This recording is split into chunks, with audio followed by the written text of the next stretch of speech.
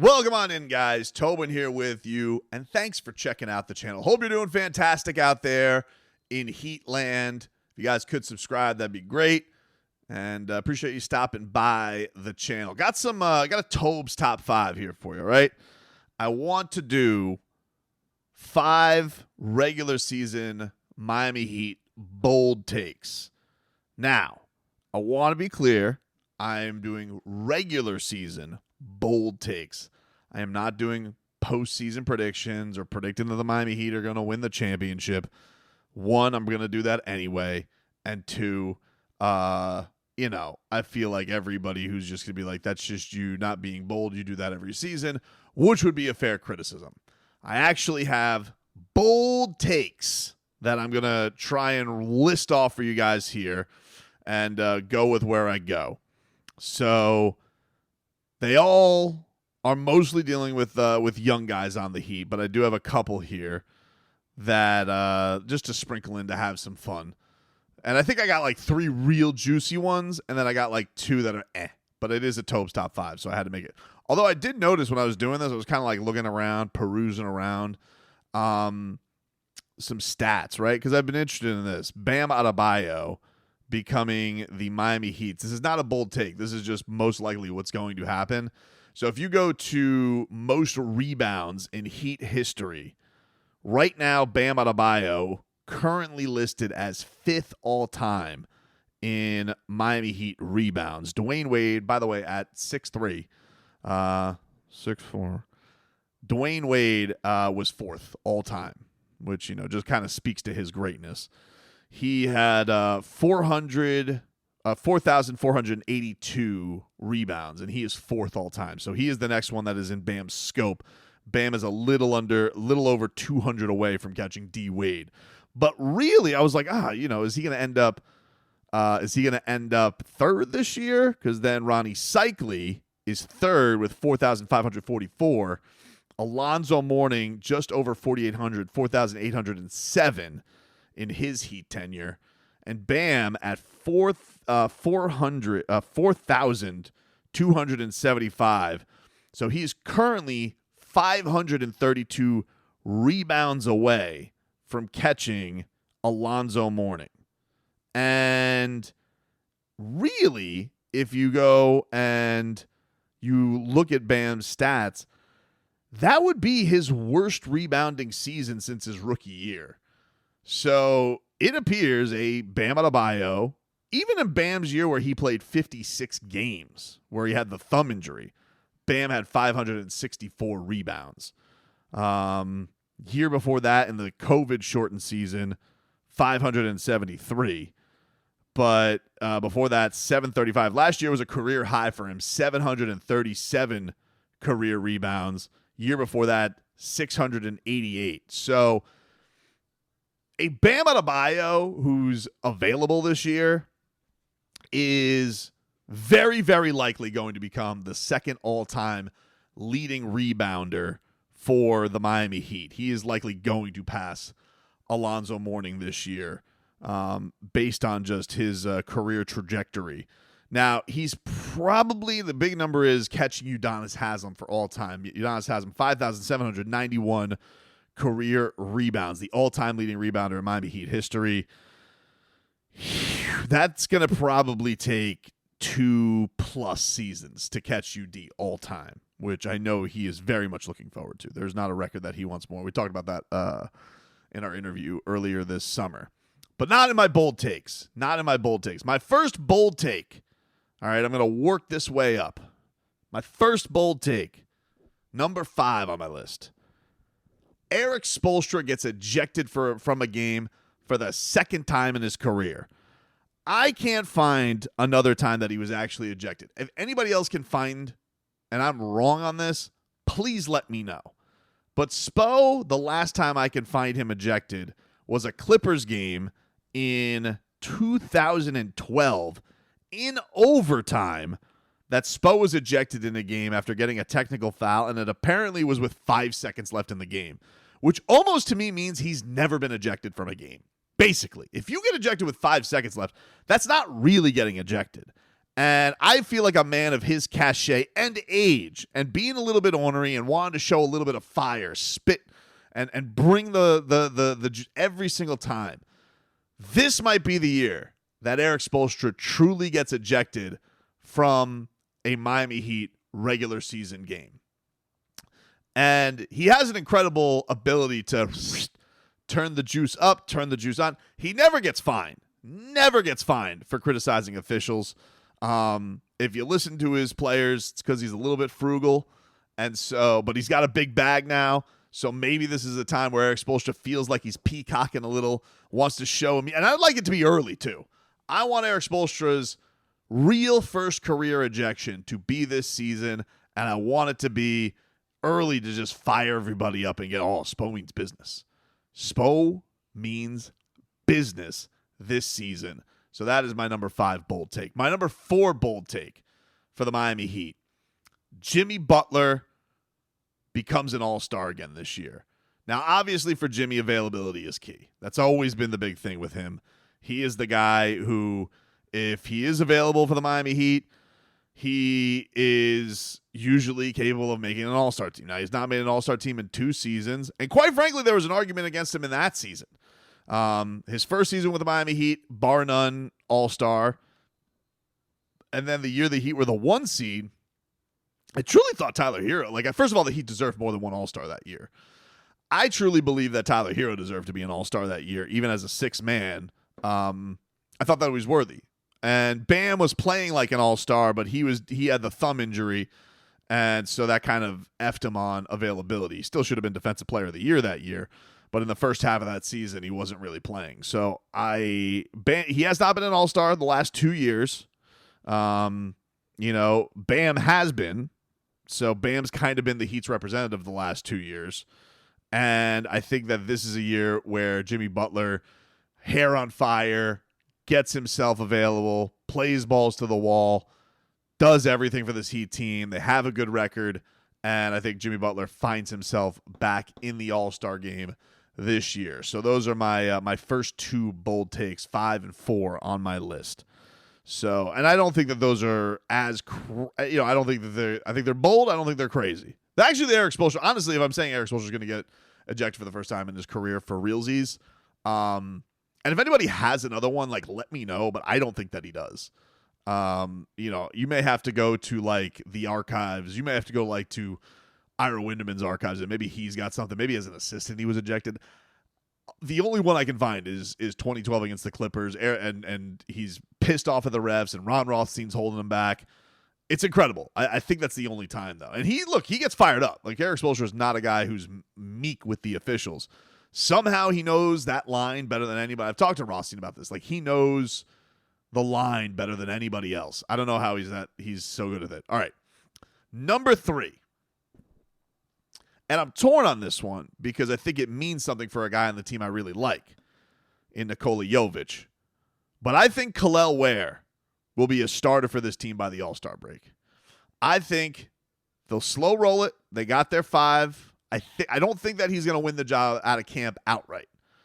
But I think slowly as the season goes and they tinker and they try and they get his feet wet, they got him next to Bam Adebayo in the locker room.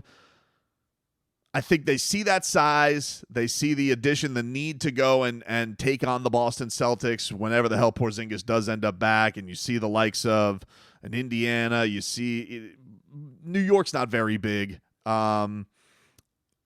Milwaukee's big, but they're kind of weird. Obviously, Philly, you got Joel Embiid. But I think by the middle of the year, Kel'el Ware is going to end up being the starter for this Miami Heat team. And that he'll end up replacing Nikola Jovic by the middle of the year. I think that you just see the size, the ease that he plays with, just getting putbacks, easy buckets. With Nikola, it does feel like it all kind of has to be open threes or put his head down on the fast break. I do think that Kel'el can be there for rebounds, putbacks, be around the rim a little bit easier. It's going to be interesting to see how this goes for him as far as, Erik Spoelstra trusting him, picking up the defensive system. But remember, He's a little bit older than Nikola Jovic is. Nikola is just turning 21. Kel'el is 20, but turning, when is his birthday? He's turning, okay, so he won't turn 21 till the playoffs. So younger than Nico, but basically Nico's age from last year, the entire season. So the other thing with that, I'm going to put it as an aside, I think he also makes first team all-rookie because it's not as hard as it was last year. Last year for Jaime, who got off to a rousing start and won Eastern Conference Rookie of the Month the first, 2 months? It already had 2 spots locked up with Wemby and with Chet.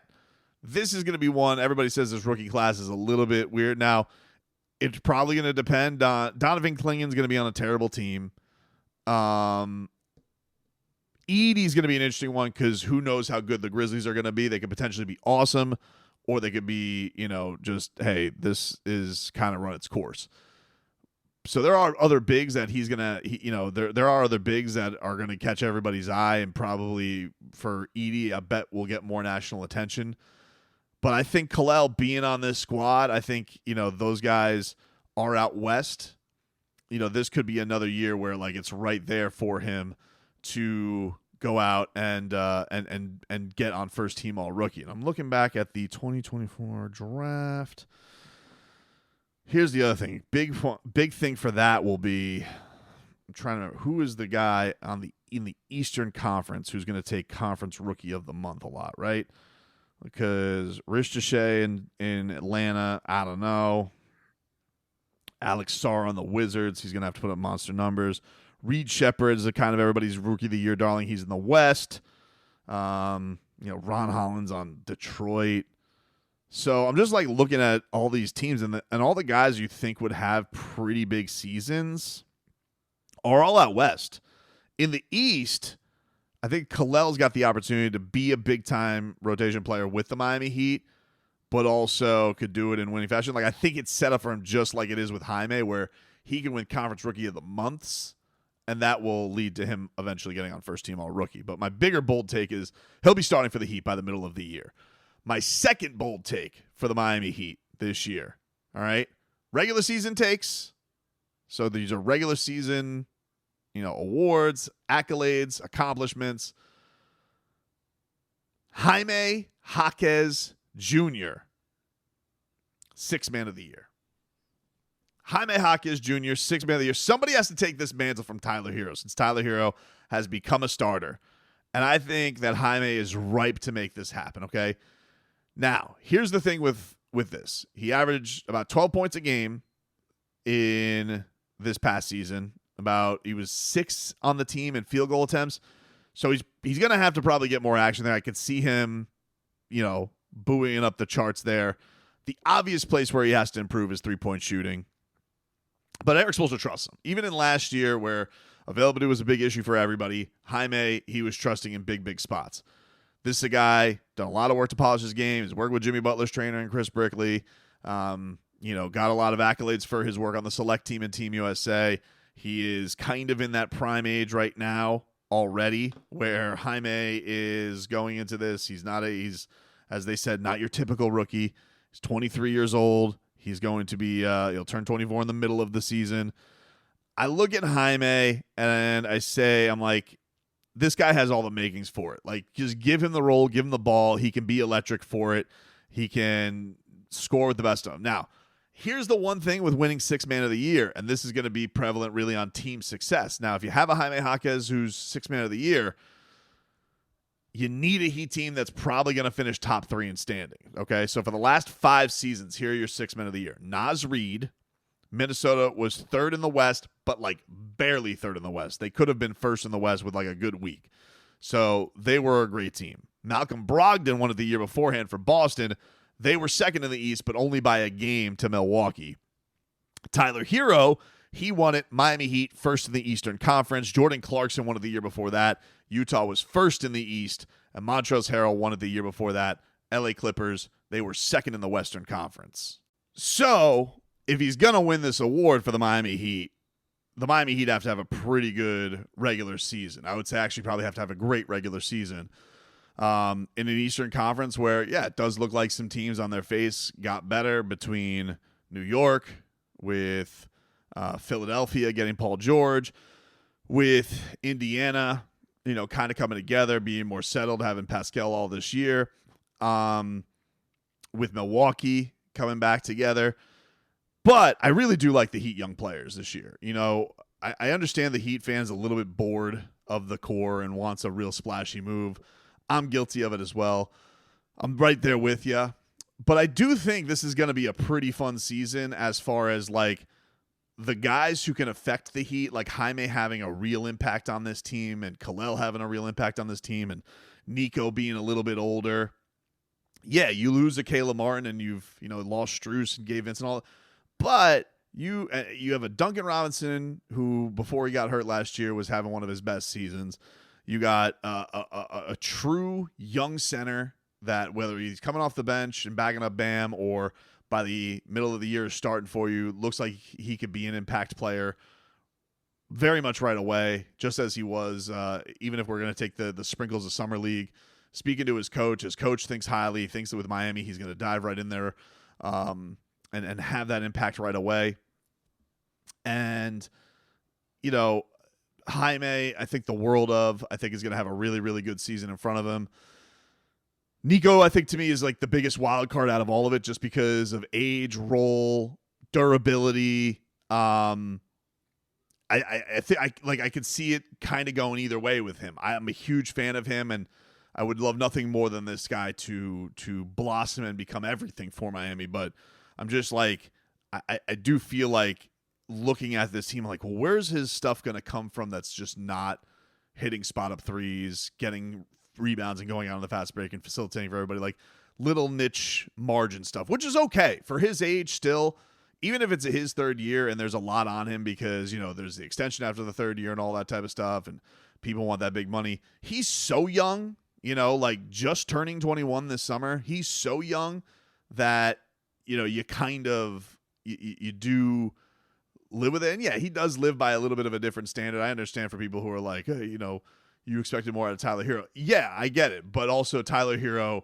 it's almost Tyler's fault because Tyler was so awesome right off the bat. And, is snarling in the bubble and scoring 37 in the Eastern Conference Finals. You're thinking, where's this going to go? And that leads to my last take. All right, so I got Spo's getting ejected this year. Jimmy Butler back in the All-Star game. Kel'el Ware starting by the middle of the season. Jaime Jaquez Jr., sixth man of the year. And my final one relates to Tyler Herro. Tyler Herro is going to become the first Miami Heat player since LeBron James in 2013-14 to become a 25-point-per-game scorer. Somebody's got to do this year, okay? It needs to be either Tyler or it needs to be Bam Adebayo. Both of them, I think, need to up their offensive game. I think we're going to see a Bam Adebayo obviously shooting more threes this year, and I think that that's going to have a propensity to bulk it up a little bit.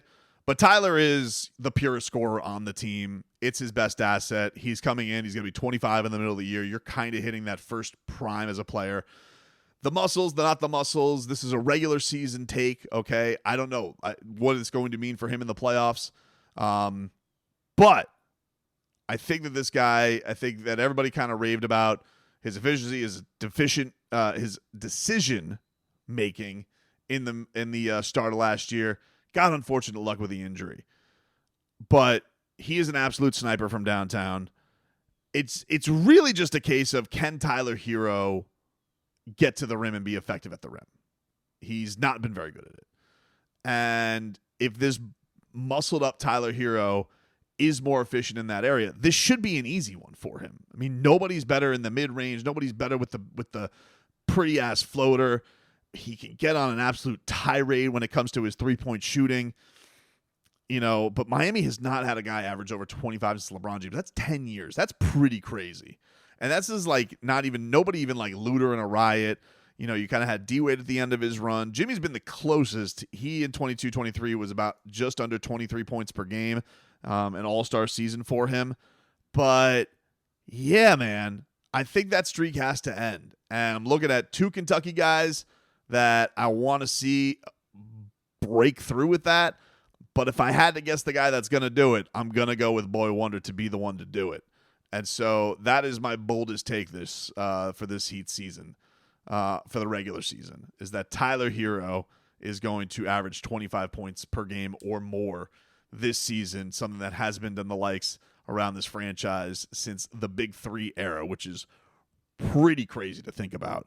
But I think that, my thinking of it this year is this cannot be a Heat team that's like got the Swiss Army knife thing going. I think they need to figure out a hierarchy. They need to figure out a go-to guy. I think that we've been looking for somebody to pick up the slack from Jimmy Butler. We need somebody to be, Jimmy's not looking to do this on a regular season basis. And I think, honestly, like, let Jimmy play in the margins, get the loose ball, fast break stuff, go get the steals, all of that stuff in a way, like, you play your ass off, but also, like, I know that Jimmy Butler is, we know that switch, for whatever reason in his Heat career, it doesn't flip till he gets to the playoffs as far as being an elite scorer. It doesn't. He's never scored 40 with the Miami Heat in the regular season. Never. And that's pretty crazy to think. Like, he's never done that with the Miami Heat. In the playoffs, he's done it a bunch. He's a great playoff scorer. He's a playoff scorer. He's a triple-double threat. And so someone's got to do that for the Miami Heat this year. If they're going to be serious, if they're going to up their offense, and he's the most obvious guy to do it. Age, revenge season, muscles on top of muscles, all that. That's where I'm going. That's my boldest take. He's going to break the cycle of 25 point per game scorers. This is the year that ends. Tyler Herro gets it done. If it's not him, Bam's going to do it. But, I did not like those comments that Bam said about, number one option, number one schmoption. That wasn't the exact quote. I'm being a bit of a child here. But, Bam, I mean, come on, dude. Just let it fly, baby. That's what I want to see. But that was interesting. Yeah, he's probably going to be the number 2 rebounder in the franchise by year's end. That's pretty cool. That's pretty badass.